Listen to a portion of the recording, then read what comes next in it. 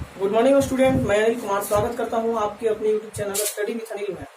आज आप लोग के समक्ष मौलिक अधिकार का संबंधित पार्ट 2 वीडियो लेकर आप प्रस्तुत हूं और हम लोग जानेंगे मौलिक अधिकार का एक एक आर्टिकल के अनुसार, अनुच्छेद के अनुसार कि एक एक अनुच्छेद में क्या वर्णित किया गया है। जैसे कि पिछले वीडियो में आपको बता दिया गया है कि मौलिक अधिकार को अनुच्छेद 12 से लेकर 35 के बीच वर्णित किया गया है। यह भी हम लोग जान चुके हैं कि भाग 3 में इसका वर्णन है और इसका एक सामान्य परिचय हम लोग जान चुके हैं, तो आप पिछले वीडियो को देख सकते हैं। चलिए आते हैं मेन टॉपिक्स पर, और टॉपिक दिया है समता या समानता का अधिकार। जैसा कि हम लोग जानते हैं कि पहला जो अनुच्छेद है समता या समानता का अधिकार, उसमें आर्टिकल यानी अनुच्छेद 14 से 18 का वर्णन किया गया।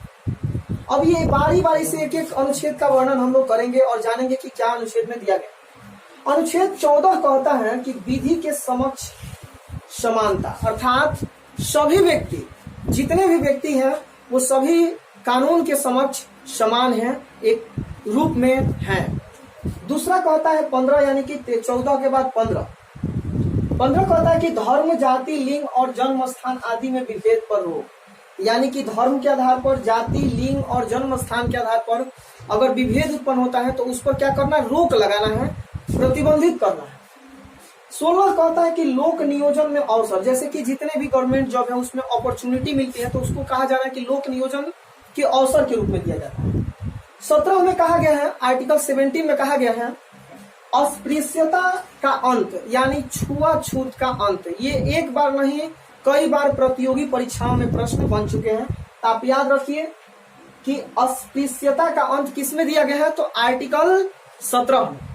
18 में आते हैं, अनुच्छेद 18 में तो दिया गया कि उपाधियों का अंत, तो आपको याद रखना है उपाधियों का अंत। एक बार रिकॉल करते हैं कि क्या स्पष्टीकरण किया गया है। तो जैसा कि हम लोग देखें कि 14 में क्या दिया गया है, विधि के समक्ष समानता, 15 में धर्म, जाति, लिंग, जन्म स्थान पर विभेद, 16 में लोक नियोजन में अवसर, 17 अस्पृश्यता यानी कि छुआछूत पर रोक और 18 में उपाधियों का अंत का वर्णन किया गया। अब आते हैं मौलिक अधिकार का दूसरा अधिकार, जिसमें दिया गया है स्वतंत्रता का अधिकार। स्वतंत्रता का अधिकार जो कि अनुच्छेद 19 से लेकर 22 तक का वर्णन है, लेकिन एक एक पॉइंट पर हम लोग चर्चा करेंगे तो अनुच्छेद 19 पर आते हैं। अनुच्छेद 19 एक बार नहीं बल्कि कई बार प्रतियोगी परीक्षाओं में पूछा गया है। तो आपको याद रखना कि अभिव्यक्ति की स्वतंत्रता जो है किस अनुच्छेद में वर्णित किया गया, 19 में। अब इसके अंतर्गत अभिव्यक्ति मतलब कई तरह के अधिकार दिए गए हैं, उसका हम बारी बारी से चर्चा करने वाले हैं। जैसे पहला है कि बोलने की स्वतंत्रता। बोलने की स्वतंत्रता की अगर हम बात करें तो ये अनुच्छेद 19 का पहला में दिया गया है। वहीं दूसरा में शांतिपूर्ण रूप से एकत्रित होने की स्वतंत्रता का वर्णन किया गया है। और तीसरा में बताया गया है कि सभा समूह बनाने की स्वतंत्रता। और चौथा में पूरे भारत में आवागमन की स्वतंत्रता। और पांचवा है आपका भारत में निवास कर सकते हैं किसी भी क्षेत्र में। और 6 नंबर है भारत में आजीविका यानी रोजगार करने की स्वतंत्रता। तो आप इस कैसे याद कर सकते हैं, इसका भी हम फॉर्मूला बता देते हैं। बोलने, पहले तो बोलने, जब बोलेंगे तो एक शांतिपूर्ण ढंग से आपको करना है। और सभा करेंगे तो सभा यानी समूह करेंगे, यानी कि कोई व्यक्ति अगर बोलता है तो पहले शांतिपूर्ण रूप से बोलेगा, सभा समूह करेगा और भी भारत के पूरे क्षेत्रों में जाकर आवागमन कर सकते हैं, इसकी स्वतंत्रता दी गई। भारत में निवास भी कर सकते हैं, अगर आप बोलने की स्वतंत्रता है तो निवास करने की भी स्वतंत्रता है, तो 5वां के अंतर्गत। फिर भारत में आजीविका या रोजगार की स्वतंत्रता वर्णित किया गया। अब यहाँ देखिए 19 के बाद आते हैं 20 में। तो यहाँ देखिए अनुच्छेद 20 में कहा गया है कि अपराध के दोष सिद्धि का अधिकार, यानी आर्टिकल 20 में कहा गया कि अपराध जो व्यक्ति किया है तो उसे दोष सिद्धि भी किया जा सकता है, 20 के अंतर्गत याद रखें।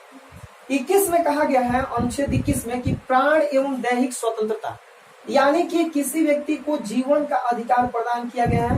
तो आर्टिकल 21 में आपको ये चीजें याद रखना। अब आते हैं आगे 21 में, 21A जो कि एग्जाम में कई बार इसका प्रश्न आया हो, तो याद रखना कि 86वें संविधान संशोधन 2002 में एक बहुत ही महत्वपूर्ण अहम कदम उठाया गया, उसके बारे में चर्चा करने वाले हैं।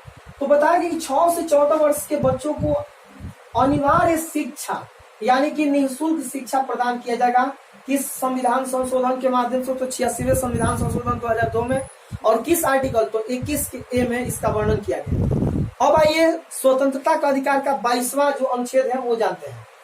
तो अनुच्छेद 22 कहता है कि गिरफ्तारी के संरक्षण, यानी अगर कोई व्यक्ति को आप गिरफ्तार किए हैं, कार्यपालिका के द्वारा अगर गिरफ्तार किया गया तो उस बीच क्या करना है कि उसके संरक्षण की भी अधिकार दी गई। जैसे इसमें पहला, दूसरा, तीसरा 3 पार्ट में बांटा गया है। पहला में बताया गया कि कारण, जिस व्यक्ति को आप गिरफ्तार कर रहे हैं तो वो अपना कारण पूछ सकता है कि आप किस जुर्म में उसको पकड़ रहे हैं। दूसरा है कि 24 घंटे के अंदर न्यायपालिका के समक्ष उपस्थित करना है, यानी कि दूसरा कहता है 22 के दूसरा में कि 24 घंटा के अंदर जो है आप न्यायपालिका के समक्ष उपस्थित कर सकते हैं। और इसके बाद तीसरा में कहा गया है कि मनपसंद कानूनी सलाह लेने की स्वतंत्रता, अर्थात जिस व्यक्ति को पकड़ा गया अगर कानून के समक्ष जाता है, न्यायपालिका के समक्ष जाता है तो अपनी बात को रख सकता है कि हम अपने मनपसंद जो है एक वकील को रख सकते हैं, इसका वर्णन किया गया है। तो हम लोग देखें कि स्वतंत्रता में जो है 19 से 22 में लगातार बारी बारी से उसकी स्थिति भी देखिए कि कौन कौन इसका वर्णन किया गया। अब आइए तीसरे नंबर पर, और उसमें दिया कि शोषण के विरुद्ध अधिकार, यानी तीसरा अनुच्छेद कहता है शोषण के विरुद्ध अधिकार, और यह 23 से लेकर 24 तक इसका वर्णन किया गया। आर्टिकल 23 में कहा गया है कि मानव व्यापार, बलात् श्रम और बंधुआ मजदूरी, जो व्यक्ति अगर ऐसे शिकार कर रहे हैं तो उसको क्या किया जाता है, प्रतिबंधित किया जा सकता है। यानी कि इसमें इसका वर्णन किया गया, शोषण अगर करते हैं किसी व्यक्ति को तो उसमें आप कर सकते हैं, रोक लगाया गया है। अब आते हैं एक और ही बहुत महत्वपूर्ण है। अब इसके बाद 23 के बाद आर्टिकल 24 में कहा गया है, देखिए 24 और 14 आपको याद रखना है। 24 में कहा गया है कि 14 वर्ष के नीचे, यानी कि 14 वर्ष से कम उम्र के बच्चों को, 14 वर्ष के कम उम्र के बच्चों को